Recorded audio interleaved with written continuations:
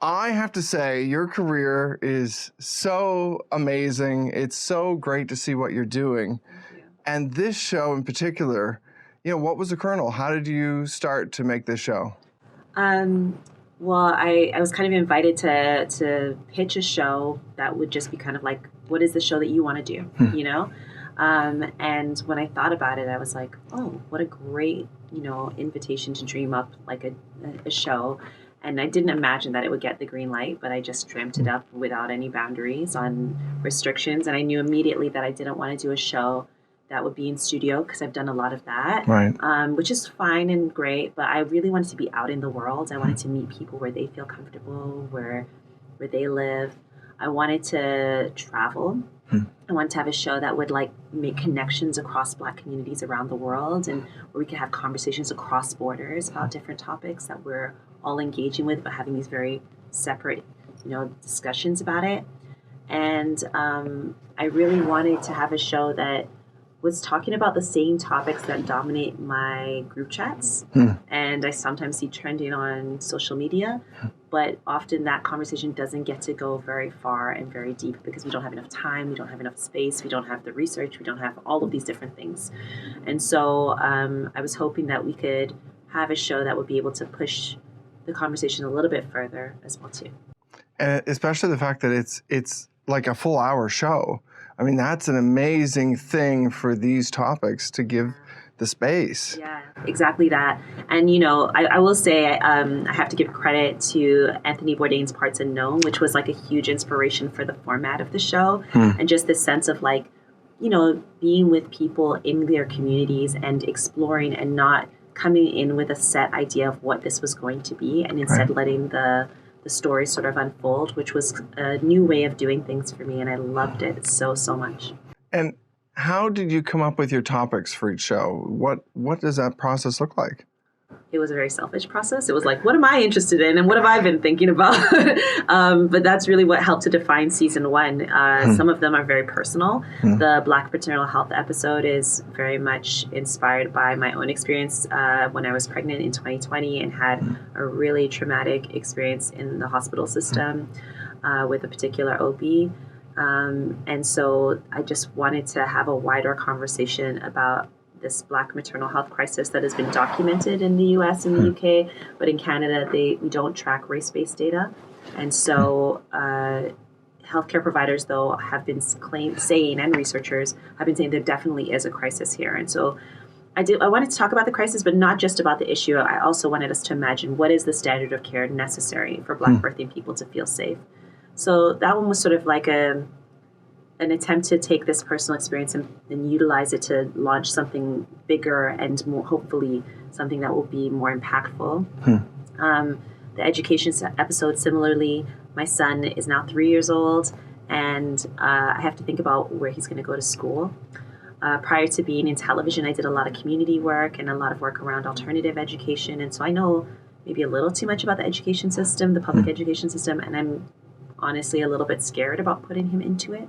And so, we could engage in this conversation with educators, other parents, other students currently in the system as well, too, and have this conversation across borders about what are the strategies Black communities have used to take care of their children in the midst of working within or outside of these systems that weren't really built with us in mind in the first place.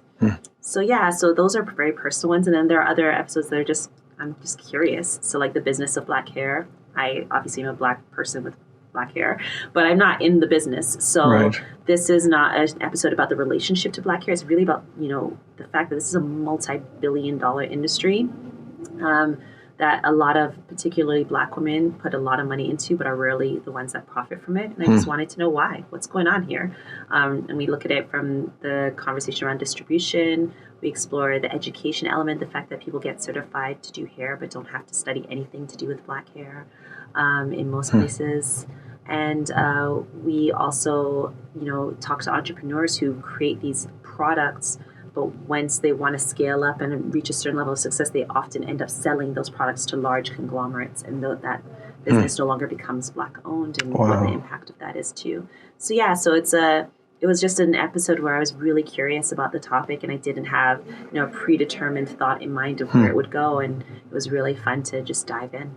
Well, your first episode, the way you're talking about the cross-border problems, like, it's a fascinating deep dive, especially when I do love you're talking about how you go where they are to make them feel comfortable. I love the conversations in Gina's home, in the restaurant, all these things. How do you find the people you want to talk to? I mean, some of it is just wishful, like Gina, I was like, we hope we can get her, and we were so grateful that she, thankfully said yes to our interview request. But, for example, for the dinner, the round table, it was very much like a sort of, we knew we wanted to talk to people in different walks of life and different professions and just have a conversation about home and belonging and identity and these sort of conflicts that happen between communities. And so we just started brainstorming, different folks, whether it's like Bolu Babalola, who, is kind of, she's a novelist and a great writer, but she also has this great following on social media and a really good voice and just very snappy with her critiques sometimes. And so we thought she might be really good. And then my cousin just recommended somebody who was amazing, Daniel Bailey, this incredible director and dramaturg. Abdul was somebody that one of our producers knew. So it's just sort of a mishmash of folks. And, we had great producers who really helped us find really amazing folks and people. We definitely pulled in our personal networks to cast a lot of it. A lot of my friends are in episodes this season because I also, specifically in one episode, I really just wanted to talk to my friends about, we all had kids around the same time. What are you guys planning on doing around this education thing, So, yeah, I think the casting was really fun, and we made we had so much good luck when it came to finding really great people who also would drop the next breadcrumb for the path for which to follow. Oh, that's cool. The next person. I geeked out very hard seeing Gina to open things up because she is such a phenomenal talent.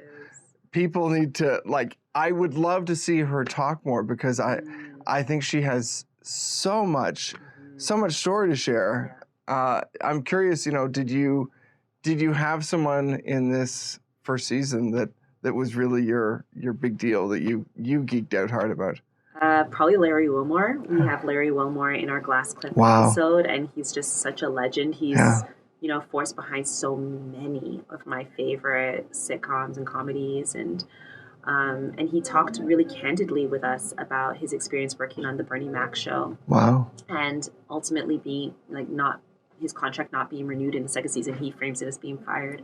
And he's talked about that publicly before, but I think we were able to get him to talk about the emotional impact of that in a way that I don't think I've seen him talk about before, which was really great. We were in his office in LA, and, again, a space that he's comfortable in, that he, chilling on his couch.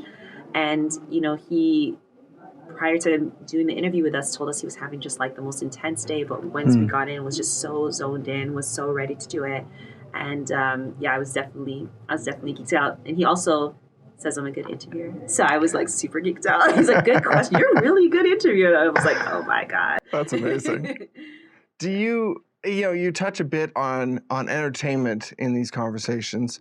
I mean, from what I've seen the first episode, I'm curious what you think is going to propel change in the entertainment industry to be more open to having Black creators, doing more of some of the amazing things we've seen in the last 2 years. I mean, it's amazing.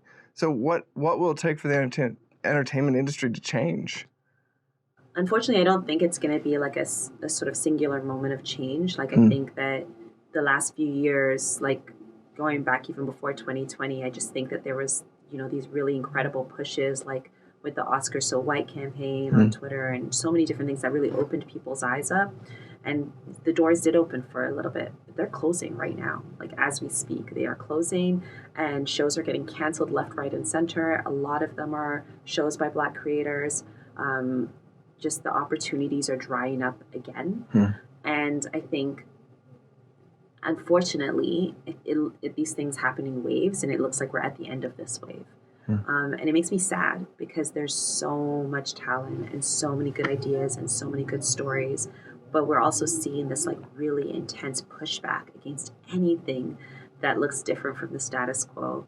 Even from folks who have no like material investment in it, but it just feels like a threat to them. Yeah. And so, it's really interesting, particularly like thinking about our Glass Cliff episode, which is exploring this, like reflecting on 2020 and this year where a lot of Black folks were appointed as leaders in institutions and corporations and companies for the first time. Like those companies never had a Black leader before, but because of the cultural reckoning that occurred, this sort of historic moment happened. I pitched the idea in 2020 and we're releasing it 3 years later, and the climate feels very different. A lot of those folks, not all, but a lot of those folks that got those positions are no longer in those positions. We interview a lot of people who got their positions either in that moment or before that, and about their experiences kind of coming into these spaces that maybe weren't ready for them, maybe weren't actually ready to change at all. And a lot of our guests talk about the parade that happens when you get that position and the sort of like, the fanfare and all of these things, but then what happens after that's all done, And it's been an interesting thing to reflect upon. I don't know that things I feel like we're retreating and we're regressing, I should say, actually. And it's really scary. It is. I think the only light I see sometimes is like American Fiction this year. Right. Something like that where you have the push back with such an amazing ensemble and director and everyone else.